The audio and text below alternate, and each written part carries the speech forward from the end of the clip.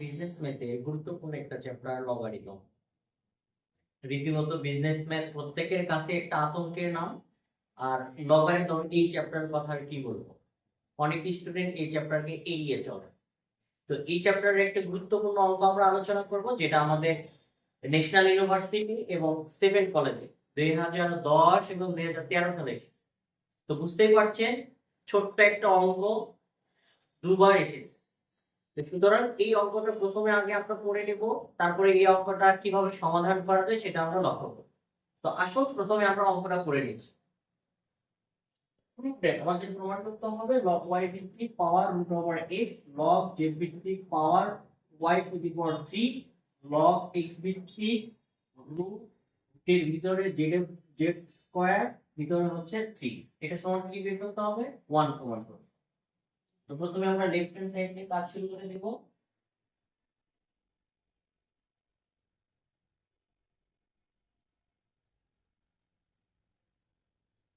আমরা জানি এখানে বীজগণিতের ভাষায় ডট চিহ্ন থাকলে সেটা আমরা গুণন হিসেবে ধরে নিতে পারি, এটা আমাদের জানা।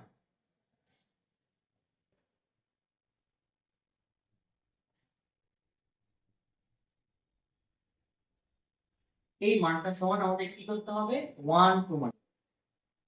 শিক্ষার্থী বন্ধুরা, আমরা এই মানটা সমান 1 প্রমাণ করব। আমরা জানি এই যে রুটের মান সমান সমান কত হয়? রুটের মান অলওয়েজ হাফ, ঠিক না? তো এখানে যেখানে রুট আছে আমরা হাফের কাজটা করে নিতে পারি।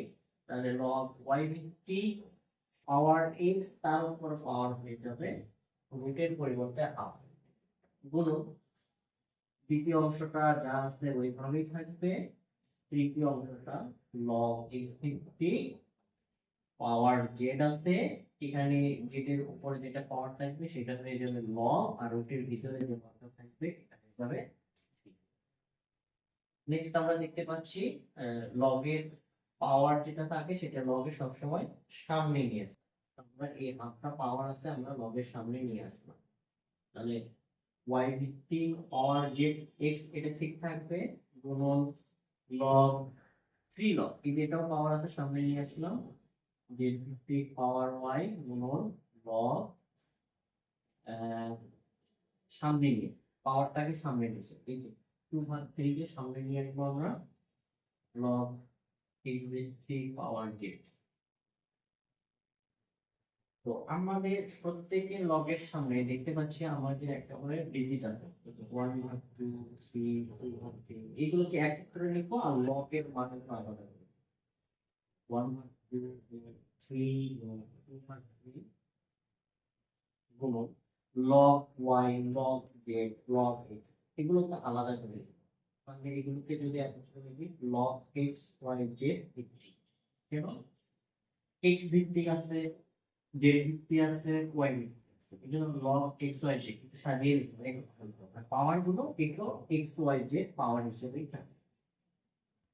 তো এখন আমাদের কাজ হচ্ছে যেটার সাথে যেটা কাটাকাটি করা যায়, সিমিলার থেকে আমরা কাটাকাটি করে দেবো। এই 3 এর সাথে 3 কেটে দেবো, 2 এর সাথে 2 কেটে দেবো, তাহলে এখানে কত থাকবে? অবশিষ্ট 1 গুণ। আমরা জানি শিক্ষার্থীরা, ভিত্তি এবং পাওয়ার দুটোই যদি সেম হয় তার মান সবসময় 1 হয়। দেখেন এখানে log x y z ভিত্তি পাওয়ারটা কি x y z, তাহলে দুটো সেম না, তাহলে দুটো যদি ভিত্তি এবং পাওয়ার সেম হয় তাহলে 1 হয়। তাহলে একের সাথে এক গুণ করলে কি হয়? 1। আমাদের কিন্তু এই যে 1 প্রমাণ করতে বলেছিল, অলরেডি কিন্তু আমরা 1টা প্রমাণ করব। তাহলে আমরা লিখে দেব অতএব রাইট হ্যান্ড সাইড রুট, আবার এটাকে এইভাবে লিখতে পারেন যে অতএব লেফট হ্যান্ড সাইড সমান রাইট হ্যান্ড সাইড সমান সমান রুট। বিভিন্ন ভাবেই লেখা যায়, কোনো অসুবিধা নেই। হ্যাঁ, আবার কেউ যদি লিখতে চান যে আমি এখানে যে 1 বের হয়েছে এখানে রাইট হ্যান্ড সাইড লিখবো, তারপরে কিন্তু অঙ্কটা হয়ে যেতে পারে, আপনার লেখাটা সঠিক। তো দেখতেই পাচ্ছেন ছোট্ট একটা অঙ্ক, এই অঙ্কটা আমাদের দুবার এসেছে। ছোট জিনিসকে অবহেলা করা ঠিক না। আমরা যখন ক্লাসে করাই তখন অনেকেই মন্তব্য করে বসে, স্যার এত সহজ অঙ্ক, এত ছোট অঙ্ক কি পরীক্ষায় আসবে? তো আপনারা দেখতেই পাচ্ছেন এখানে দুবার এসেছে। অনেকে বলে না যে পচা শামুকে পা কেটে যায়। ছোট ছোট অঙ্ক এটাকে অবহেলা করতে যাবে। আপনি যেটা অবহেলা করে ছেড়ে যাচ্ছেন, পরীক্ষায় গিয়ে দেখবেন ওই বিষয়গুলো চলে এসেছে। গুরুত্ব সহকারে সবগুলো বিষয়ের উপর আপনার একটা দখল থাকতে হবে, তাহলেই আপনি পরীক্ষা ভালো কিছু লিখে আসতে পারবেন। আর ভালো কথা জমা না দিলে না ভালো নম্বর আশা করা যায় না। এই জন্য পরীক্ষার হলে ভালো খাতাটা জমা দিয়ে আসতে হবে, আপনি নাম্বার পাবেন। তো মেধা আপনার বিকশিত করার দায়িত্ব আমার।